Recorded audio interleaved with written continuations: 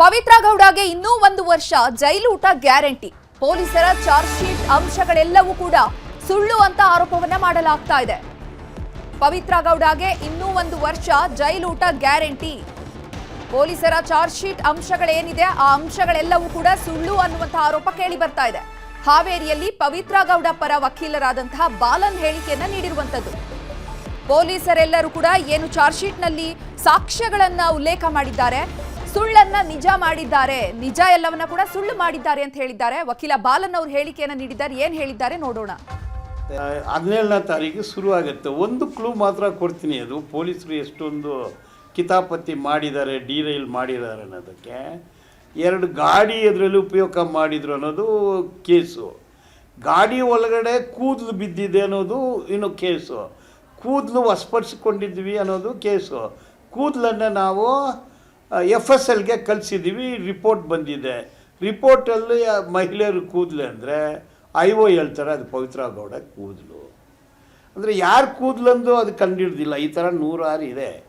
ಈಗ ಟ್ರಯಲ್ ಆಗುತ್ತೆ, ಅದರಲ್ಲಿ ಸುಮಾರು ವಿಷಯಗಳಿದೆ.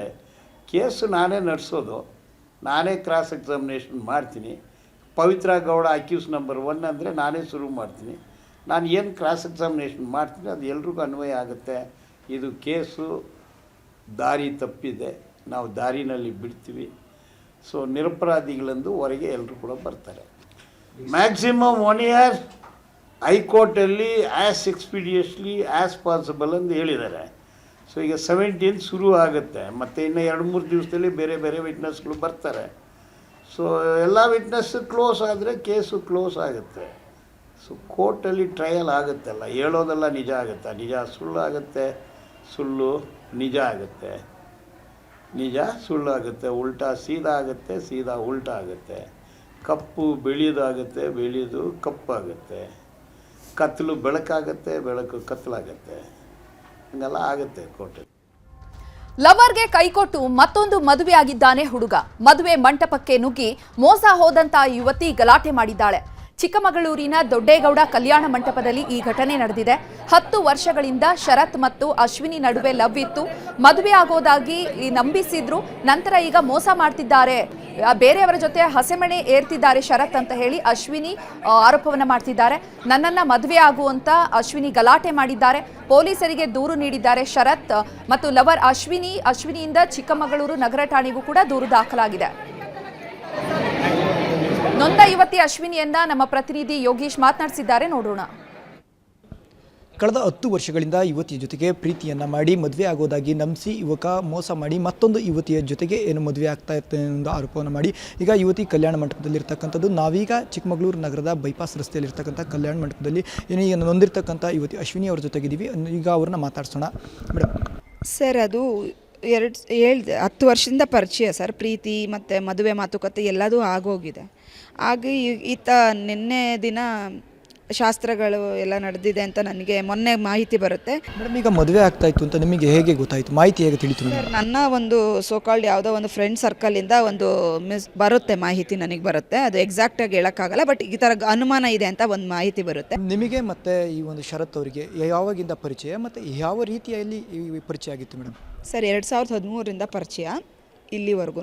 ಮದುವೆ ಎಲ್ಲ ಲವರ್ಸ್ ಹೇಗಿರ್ತಾರೆ ಅದೇ ರೀತಿ ಇತ್ತು. ನಮ್ಮ ತಾಯಿ ತಂದೆ ಜೊತೆ ಮಾತಾಡಿದಾಗ ಅದಕ್ಕೂ ಮುಂದಿನ ಹಂತಕ್ಕೆ ನಾವು ಹೋಗಿ ಎಲ್ಲ ರೀತಿಯಲ್ಲೂ ಇಂಟಿಮೇಟ್ ಆಗಿ ಇದ್ದಿದ್ದು ಸಹಜ. ಹಾಗಾಗಿ ಅದಕ್ಕೂ ಮೆಡಿಕಲ್ ಕೂಡ ಆಗಿದೆ. ಅದನ್ನು ರಿಪೋರ್ಟ್ ಕೂಡ ನಾನು ಸಬ್ಮಿಟ್ ಮಾಡಿದ್ದೀನಿ. ಮೇಡಮ್, ಈ ಹಿಂದೆ ಕೂಡ ಇವರಿಗೆ ಮದುವೆ ಆಗಿತ್ತು ಅಂತ ಹೇಳಿದ್ರಿ ಮೇಡಮ್. ಆ ಸಂದರ್ಭದಲ್ಲಿ ನಿಮ್ಮ ಗಮನಕ್ಕೆ ತಂದಿರಲಿಲ್ಲ ಮೇಡಮ್ ಮೊದಲ ಮದುವೆ ಆಗೋದು? ಸರ್, ಅವ್ರು ಮದುವೆ ಆಗಿರೋ ವಿಷಯನ ಮುಚ್ಚಿಟ್ಟು ನನ್ನ ಹತ್ರ ಮದುವೆ ಆಗ್ತೀನಿ ಅಂತ ಮಾತುಕತೆ ಮಾಡಿದ್ದು. ಆದರೆ 2015ರಿಂದ ಇವ್ರು ಪ್ರೀತಿ ಮಾಡ್ತಾರಲ್ಲ ನನ್ನನ್ನು, ಆಗ ಇವ್ರಿಗೆ ಮದುವೆ ಆಗಿರಲ್ಲ. 2018ಕ್ಕೆ ಇವ್ರು ಮದುವೆ ಆಗುತ್ತೆ. ಅದಕ್ಕೆ ಮುಂಚೆ 2015ರಲ್ಲಿ 1 ವರ್ಷ ನನ್ನ ಜೊತೆ ಇದ್ದು 2016ಕ್ಕೆ ದುಬೈಗೆ ಹೋಗ್ತೀನಿ ಅಂತ ಸುಳ್ಳು ಆಶ್ವಾಸನೆ ಕೊಟ್ಟು ಇವರು ಹೋಗಿ 2018ಕ್ಕೆ ಯುವತಿ ಜೊತೆ ಮದುವೆ ಆಗ್ತಾರೆ. ಮತ್ತು ಅವ್ರ ಜೊತೆ ಬಳುವೆ ಮಾಡೋಕ್ಕಾಗ್ದಲೆ 2023ಕ್ಕೆ ಮತ್ತೆ ಬಂದು ನನಗೆ ರೀಕನೆಕ್ಟ್ ಆಗಿ ರಿಯೂನಿಯನ್ ಆಗಿ ನಾವು ಜೊತೆಲಿರ್ತೀವಿ. ಆವಾಗ ಇನ್ನೂ ಬಾಂಡಿಂಗ್ ಸ್ಟ್ರಾಂಗ್ ಆಗಿ ಮನೆಗೆ ಬಂದು ಮಾತುಕತೆ ಮಾಡಿ ನನಗೆ ಬಂದಂಥ ಸಂಬಂಧಗಳನ್ನೆಲ್ಲ ತಪ್ಪಿಸ್ತಾರೆ ಸರ್. ಈಗಾಗಲೇ ನೀವು ಬರೋದ್ರೊಳಗಡೆ ಇಲ್ಲಿ ಮದುವೆ ಆಗಿತ್ತು. ತಾವು ಈಗ ಯಾಕಂತಂದರೆ ತಾವು ಒಂದು ಹೆಣ್ಣಿದ್ದೀರಿ, ಇನ್ನೊಂದು ಹೆಣ್ಣಿನ ಮದುವೆ ಆಗಿದೆ.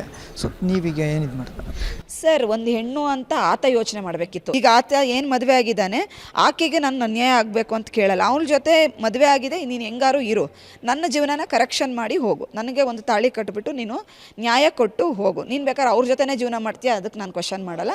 ಆಕೆಗೆ ವಿರೋಧನೂ ನಾನು ವ್ಯಕ್ತಪಡಿಸಲ್ಲ. ನನಗೆ ಈಗ ನಾನು ಬೇರೆಯವ್ರನ್ನ ಮದುವೆ ಮಾಡ್ಕೊಂಡು ಅವ್ರ ಜೊತೆ ಜೀವನ ನಡೆಸೋಕ್ಕೆ ಸಾಧ್ಯ ಆಗಲ್ಲ. ನನ್ನ ಲೈಫ್ ಆಲ್ರೆಡಿ ಸ್ಪಾಯ್ಲ್ ಆಗೋಗಿದೆ. ತಾಳಿ ಕಟ್ಟಿ ಒಂದು ನ್ಯಾಯಯುತವಾಗಿ ಗೌರವವಾಗಿ ಸಮಾಜದಲ್ಲಿ ಬದುಕೋಕ್ಕೆ ದಾರಿ ಮಾಡಬೇಕಂತ ಕೇಳಿ.